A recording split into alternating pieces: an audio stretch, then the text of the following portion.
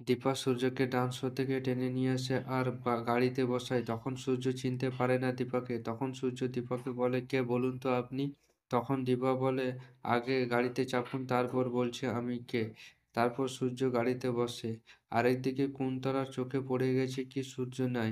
তারপর উর্মির কাছে যায় কুন্তলা আর বলে, আমি সূর্যকে দেখতে পাচ্ছি না, কোথায়, তাড়াতাড়ি খোঁজো ওকে।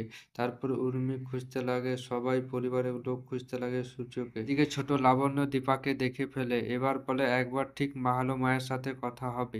কিন্তু অক্ষণি রুডি এসে বলে লাবণ্যকে ধরে আর একটা রুমে বন্ধ করে দেয়।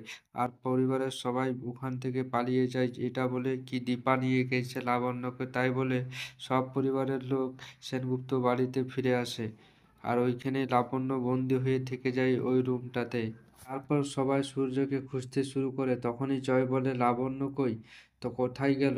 তখনই সোনা বলে, এটা মায়ের কাজ হতে পারে।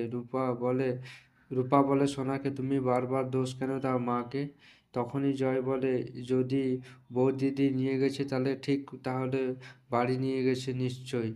তাহলে আমরা চলো সবাই বাড়ি। তারপর সবাই বাড়ি চলে আসে আর লাবণ্য ওইখানেই রুমে বন্ধ হয়ে থাকে। এদিকে সূর্য আর দীপা গাড়িতে চড়ে কোথায় যায়। তখন সূর্য বলে, তাহলে তুমিই দীপা?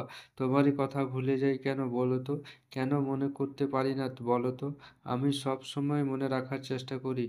তুমি মাথায় কি বেরিয়ে যাও কেন বলো তো? দীপাকে বলে, তুমি মাথা থেকে বেরিয়ে যাও কেন বলো তো?